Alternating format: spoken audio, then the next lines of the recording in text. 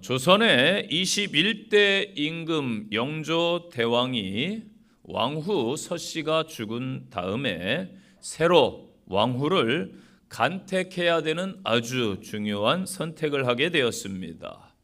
오색찬란한 능라주단으로 몸을 감은 여러 재상의 딸들이 황홀하게 치장을 하고 즐비하게 수놓은 방석 위에 앉아서 영조 대왕의 간택을 기다리고 있었습니다. 영조 대왕이 신하들을 거느리고 나와 보니까 즐비하게 고개를 숙이고 얌전히 앉아있는 처녀들이 보였습니다. 그런데 한 처녀만 앉아있지 않고 서 있었습니다. 영조 대왕이 이상히 여겨서 저 규수는 누구의 집 딸인데 저렇게 서 있는지 물어보아라 하명했습니다. 명을 받은 나인들이 서 있는 규수에게 몰려가서 영조 대왕께서 친히 간택하시는 자리에 서 있는 법이 아니니 좌정하시오 하고 독촉했습니다. 그 처녀가 여전히 서 있으므로 이상히 여긴 영조 대왕이 직접 하문을 하였습니다. 그대는 어디 몸이라도 불편해서 앉지를 못하는가? 이때 비로소 처녀는 나인에게 귓속말로 아무리 간택의 자리라지만 방석 위에 아버님의 성함을 써놓았으니 그것을 깔고 앉을 수가 있사오리까 하는 것입니다. 나인이 아래 방석을 내려다보니 각각 규수의 아버지의 이름을 써놓았습니다. 이는 영조 대왕이 간택할 때에 누구의 집의 딸인 것을 알게 하기 위함이었습니다. 이 영조 대왕이 크게 감탄해서 그렇구나. 아무리 방석 위라도 부모의 이름을 감히 깔고 앉을 수 없을 것이다 라고 칭찬했습니다. 간택하는 도중에 궁중법도에 따라서 시찬이 내려왔습니다.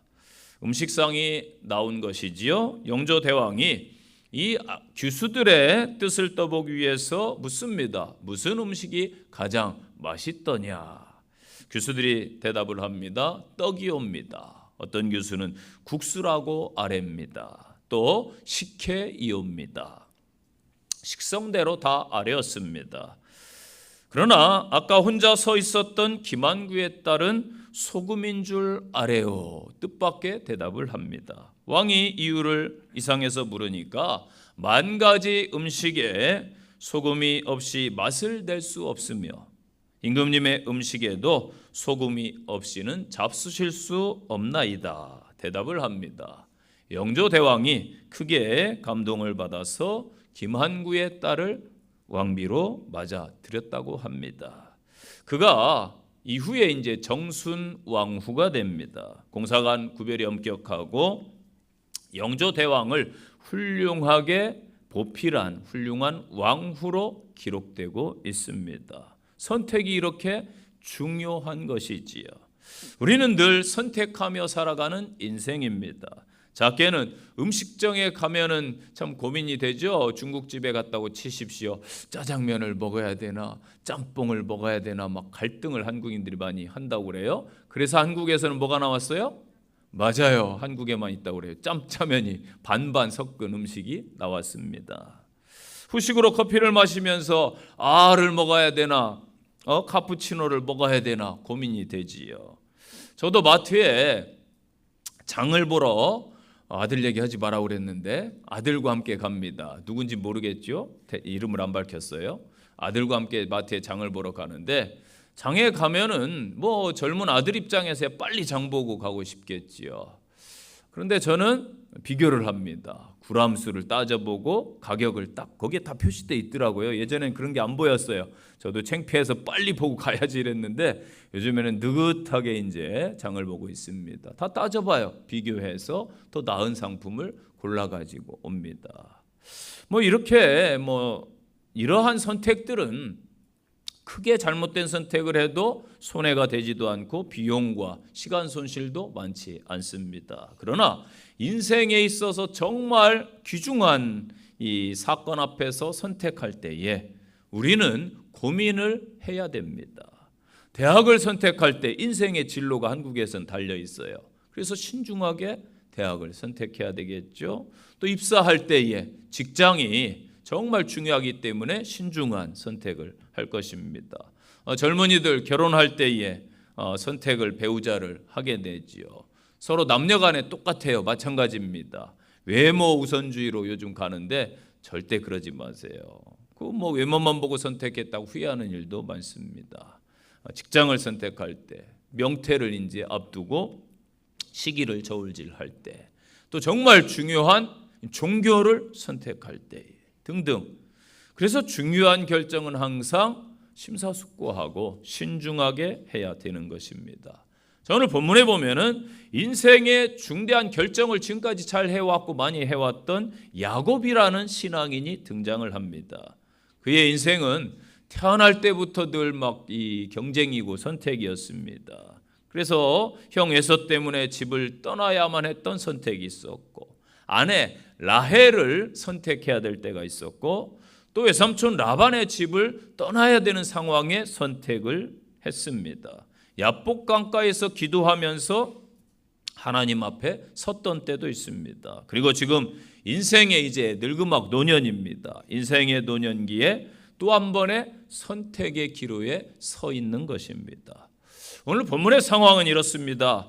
야곱이 거하고 있는 땅이 헤브론인데 기근이 흉년이 들었습니다. 또 그쯤에 그 모든 나라의 전 세계에 흉년이 들었는데 유독 애굽만큼은 요셉이라는 사람이 바로를 잘 도와주어서 준비했기 때문에 부족함이 없었습니다.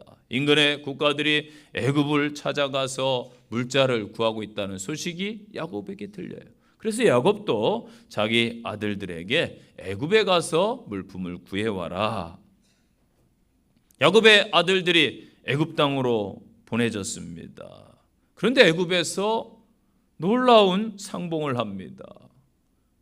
이 아들들이 자기 형제 요셉을 미디안 상인들에게 노예로 팔아버렸는데 글쎄 이 요셉이 성공해가지고 그 풍족한 애굽의 총리로 있는 것입니다. 대면을 하지요.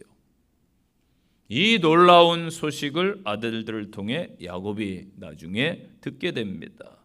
아들 요셉이 살아있고 그가 총리가 되었고 자기를 애굽으로 초청했고 바로 왕이 보낸 수레, 그것을 보면서 야곱은 너무나 행복했고 모든 것이 참 노년에 힘들었는데 기뻤습니다. 요셉을 잃고 그의 삶이 무슨 낙이 있었겠습니까? 그래서 그는 온 가족과 소유를 다 끌고 애굽을 향해서 출발하는 장면입니다. 오늘 본문을 통해서 은혜를 깨닫는 복된 시간이 되시기를 바랍니다. 인생의 결정 앞에서 첫째 주시는 말씀, 상황을 따라가지 말라는 것입니다. 사람들은 상황을 보고 희망을 잃어버리지만 믿음의 사람은 하나님을 바라보고 희망을 얻게 됩니다. 바다 위를 걸었던 베드로가 물속에 빠져갈 때에 예수님께서 손을 내밀어 그를 붙잡아 주셨습니다. 우리의 시선이 파도에 머물러 있으면 우리는 물에 빠질 수밖에 없어요. 그러나 우리의 시선을 예수님께 고정하면은 우리 주님께서 손을 내밀어서 우리의 위기와 고난 상황에서 건져 주실 줄로 믿습니다. 소망은 상황이나 환경에 있지 않아요. 소망은 하나님께 있음을 기억하시기를 바랍니다. 현재 야곱의 상황은 어떻습니까? 흉년에 기근에 아주 좋지 않은 상황이에요. 고대 근동 지역에 극심한 가뭄이 들어서 몇 년 내에 해결될 기미가 보이지 않습니다. 그런데 요셉이 총리로 있는 애굽 땅은 하나님의 지혜를 가진 요셉이 대비를 미리 해서 풍족한 삶을 누리고 있습니다. 모든 나라들이 애굽으로 가는 거예요. 요셉의 형들도 기근을 면하려고 양식을 사러 애굽에 갔는데 노예로 비루한 삶을 살고 있을 줄 알았던 그 동생이 애굽의 막강한 실력자가 되어 있었습니다. 요셉이 형들을 용서합니다. 그리고 그들에게 말하지요. 아직도 흉년이 끝나려면은 5년이나 더 남았다고 하나님이 나에게 말씀합니다. 아버지를 비롯해 모든 가족들을 이 애굽 땅으로 모시고 오세요. 제가 좋은 지역을 물색해 놓고 그곳에서 노후를 편안히 보낼 수 있도록 준비해 놓겠습니다. 총리 요셉 때문에 풍족해진 애굽의 왕과 관료들이 그를 신뢰하기 때문에 그 형제들을 잘 대접해주고 귀한 선물도 많이 챙겨 보냅니다. 그리고 애굽 왕은 친히 자신이 타는 번쩍번쩍 빛나는 금수레를 내주게 됩니다. 이 버금 수레를 보고 나중에 야곱이 아들들의 말이 사실이구나, 요셉이 살아있구나 확신을 합니다. 자, 이런 상황이 되면은 여러분 고민할 필요도 없겠지요? 그러나 이것은 세상의 방법입니다. 하나님의 사람들은요, 되어지는 상황이 아무리 옳고 내가 원하는 대로 흐른다 할지라도 한 번 더 물어야 돼요. 고민해 봐야 됩니다. 자, 예를 들어 볼까요? 성경에서 보면은 다윗이 사울의 그 핍박에 그렇게 목숨의 위협을 느끼면서 쫓겨다닙니다. 징글징글하게 사울이 쫓아와요.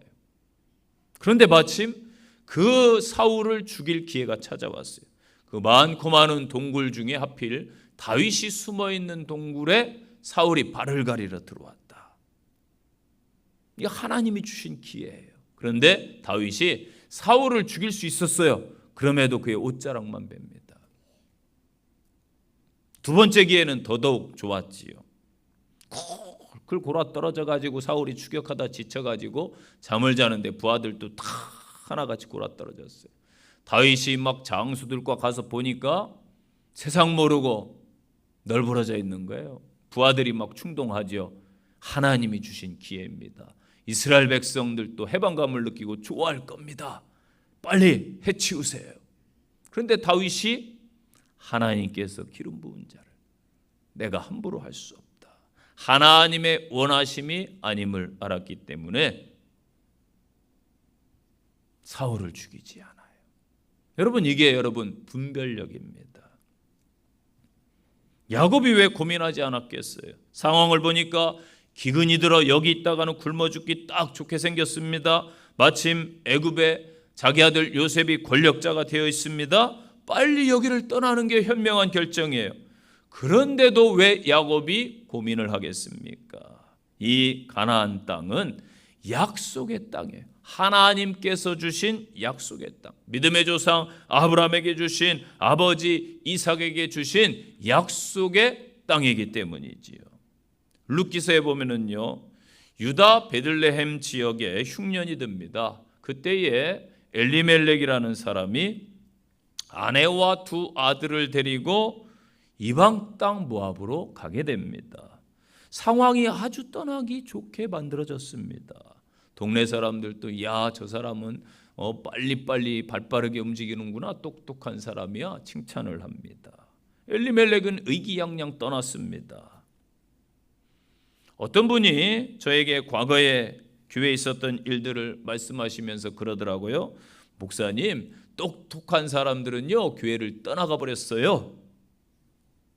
여러분, 교회가 어려울 때 떠나는 사람이 똑똑한 사람인가요?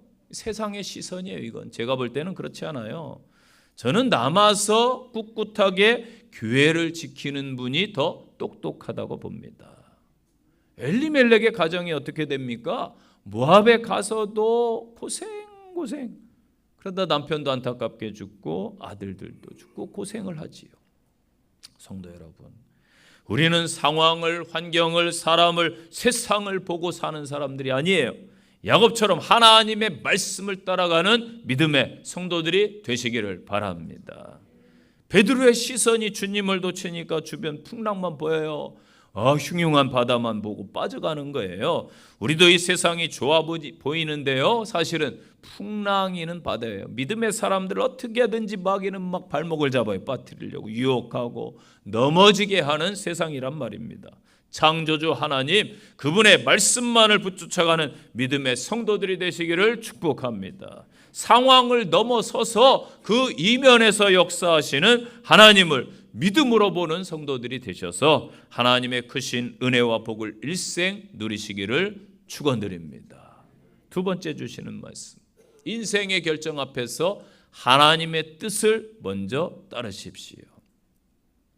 삶을 살아가다 보면은 내 뜻대로 되지 않는 순간을 반드시 경험할 것입니다. 그럴 때 우리가 고민하지요. 지금 내가 가는 이 길이 과연 맞는 길일까? 우린 종종 하나님의 뜻을 구한다고 말은 하는데 사실은 대부분의 성도들조차 내가 먼저 정해놓고 그 길로 가는 길이 많단 말이에요. 요나가 그러했지요.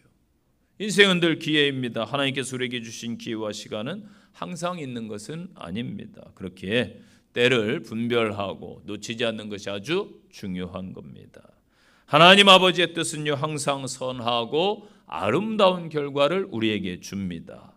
현재 내 상황에서 이해가 되지 않을 수도 있습니다. 내 시야로 다 보이지 않을 수도 있습니다. 그러나 하나님은 결코 실수가 없으신 분이십니다. 신앙의 길이 여러분 무엇입니까? 바로 순종의 길. 하나님이 가라 하시는 그 길로 가는 것이 신앙의 길이에요. 조건, 환경, 상황, 그리고 심지어 결과에까지 상관하지 아니하고 가다 보면은 가장 하나님께서 합력하여 선을 이루게 하실 것입니다. 이것을 체험하는 것이 곧 신앙생활입니다. 현재 야곱의 상황이 그러하지요. 하나님의 뜻을 따라 사는 삶이 쉽지가 않습니다. 왜 그래요? 내 뜻과 부딪혀요. 충돌하기 때문입니다. 내 욕망, 이익, 편안함이 하나님의 나라와 부딪히는 것이지요. 또한 세상 가치관과 대립되기도 합니다. 세상은 성공과 권력과 물질을 추구하는데 하나님의 뜻은 어때요? 희생과 겸손과 섬김이기 때문입니다. 때때로 하나님의 뜻을 그래서 따르다 보면은 고난이 찾아오기도 하지요. 우리 주님의 삶이 사실은요 고난의 길이요 좁은 길이었습니다. 제자들의 삶도 마찬가지였고 초대교회 믿음의 성도들의 삶 또한 그러했습니다.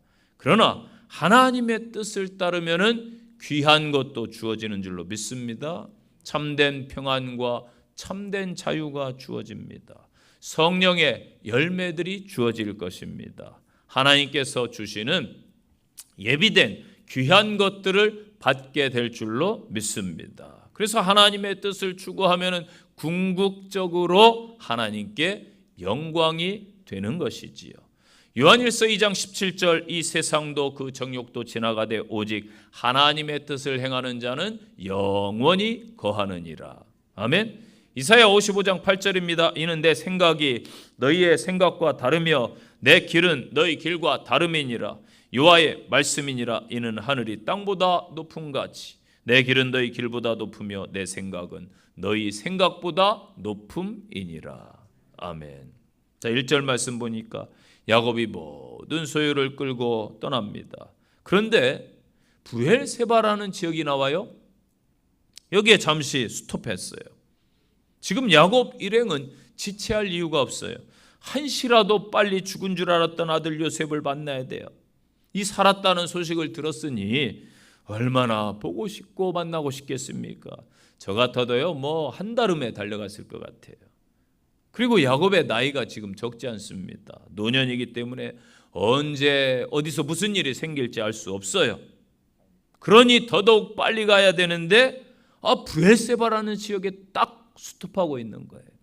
왜 그랬을까요?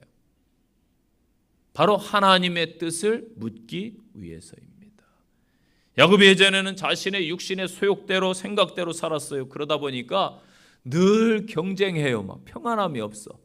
속이고 뺏고 치고 받고 형제간에 또 외삼촌과도 그냥 그 아들들과도 그렇게 평안함이 없어.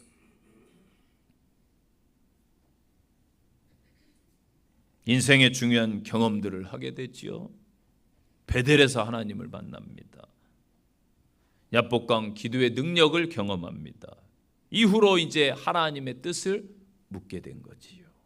저와 여러분이 어떠한 삶을 살아오셨든지 이제부터는 늘 하나님의 자녀로서 하나님 앞에 먼저 서는 지혜자들이 되시기를 바랍니다.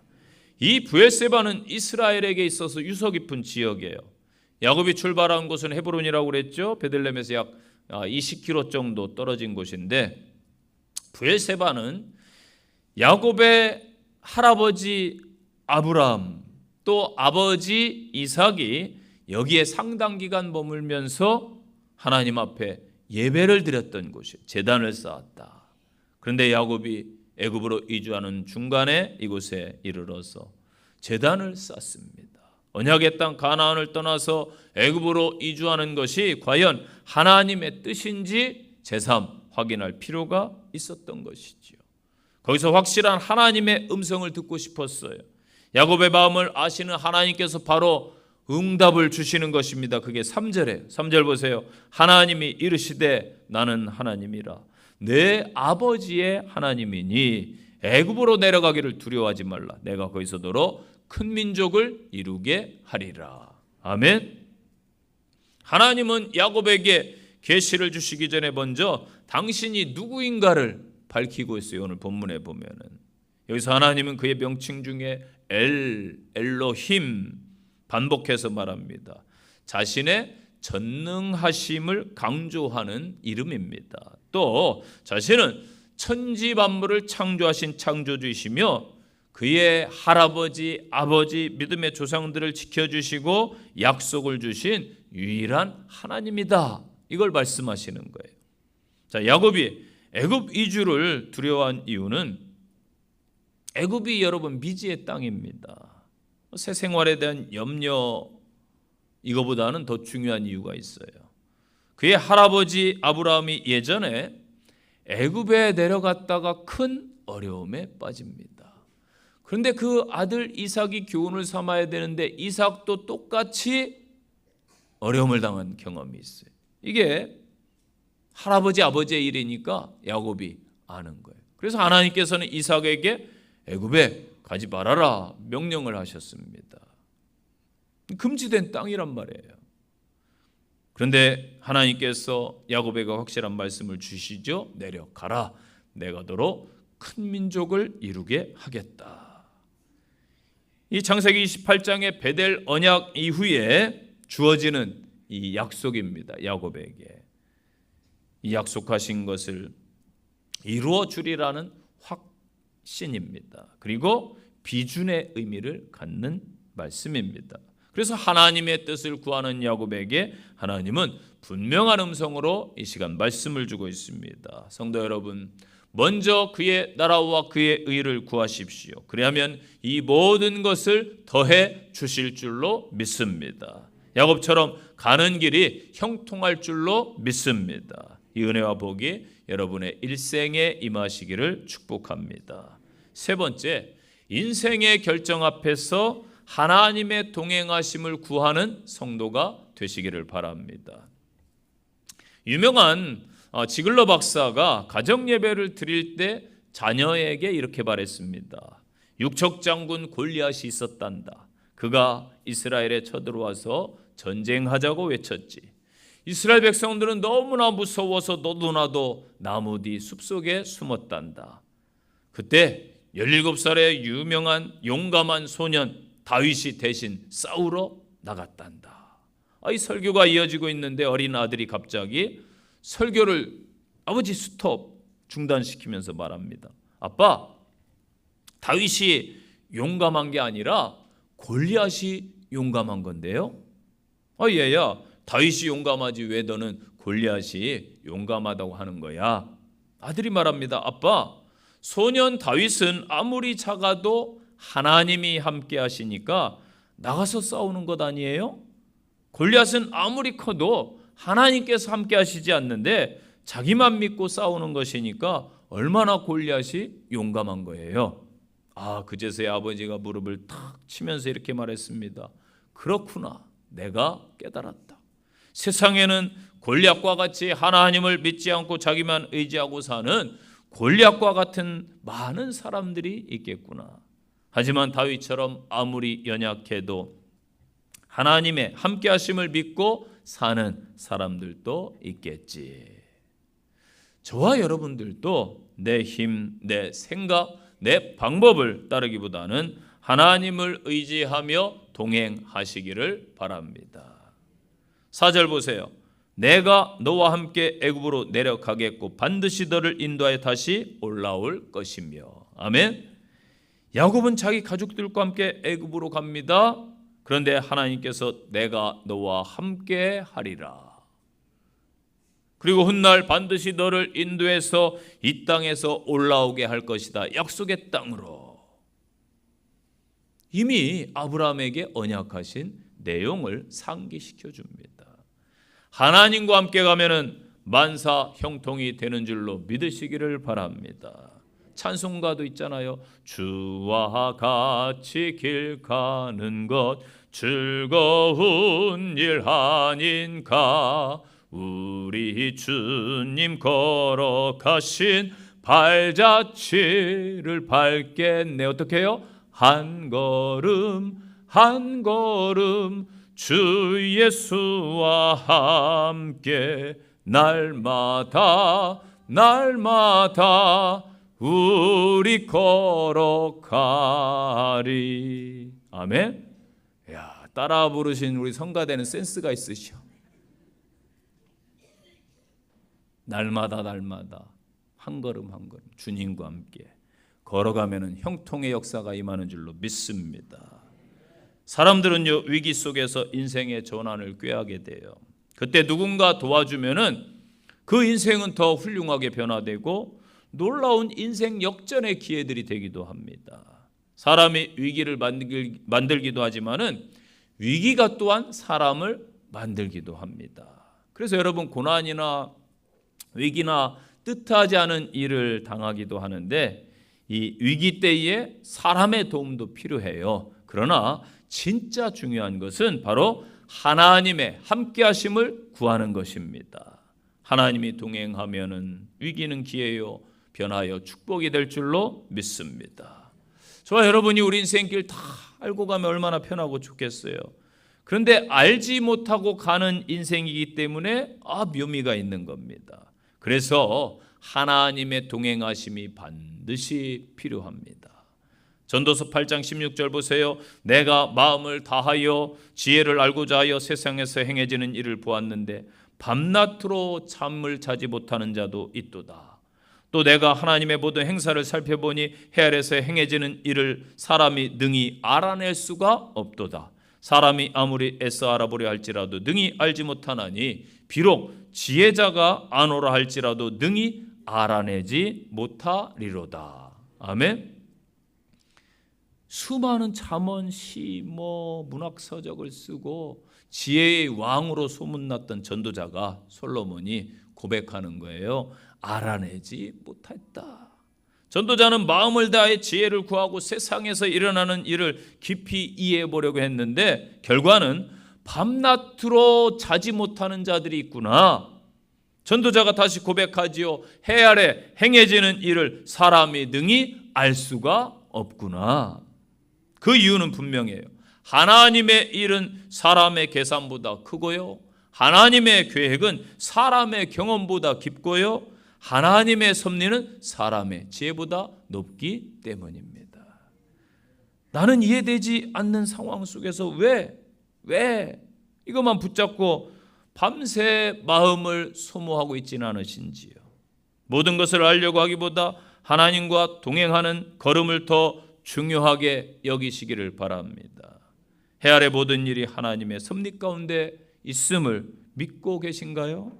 알 수 없는 순간에도 평안히 하나님을 여러분은 바라볼 수 있습니까?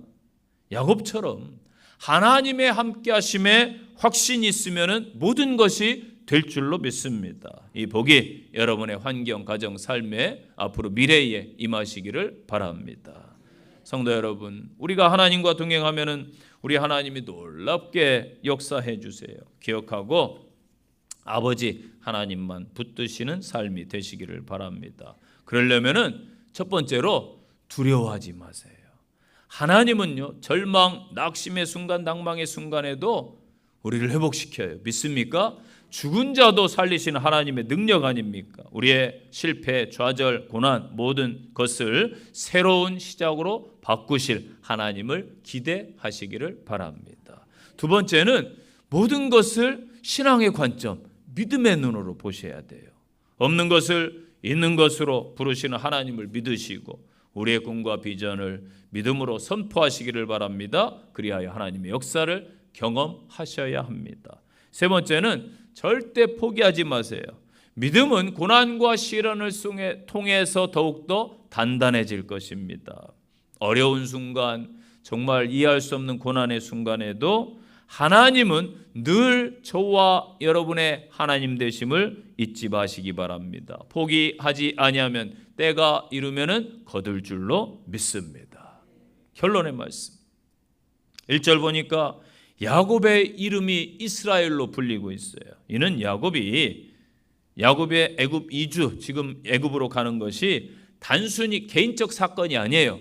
개인 가정의 기근을 피하고자 함이 아니라 하나님의 뜻을 쫓아서 애굽에 가는 거예요.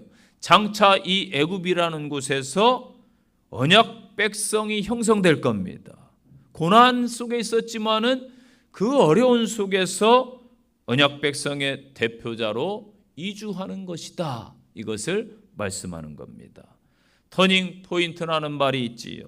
인생의 변곡점이 늘 있습니다. 오늘 야곱의 노년의 인생의 변곡점이 본문인 거예요. 요셉을 잃고 그동안 시리에 빠져서 지내던 야곱에게 복음이 전해진 것입니다. 그는 선택해야 했어요. 모든 것을 버리고 떠나야 되는 것. 내가 이룬 것도 있고 여기에서 뭣도 있고 이 세상에서 내가 업적도 있고 그런데 예수를 믿어야 되는가. 여러분 다 없어질 걸 붙드는 것이 아니고 영원한 것을 붙들어야 돼요. 믿습니까? 오직 예수 그리스도 생명 복음인 줄로 믿습니다. 저와 여러분이 그래서 예수님 만난 그 시점이 인생의 변곡점인 것입니다. 성도 여러분, 세상이 어떠하든지 갈수록 세상은 발전하겠지만은 더 악해질 거예요. 마귀의 역사는 더 강해질 것입니다. 그러하든지 세상이 어떠하든지 상황을 따르지 마시고 하나님의 뜻을 구하시는 성도가 되시기를 바랍니다. 하나님이 함께 동행해 주심을 믿고 구하셔서 현재 어렵고 또 고난과 힘든 시기에 하나님의 은혜를 힘입으셔서 야곱처럼 나중에 영광을 누리시는 성도들의 삶이 되시기를 간절히 축원드립니다.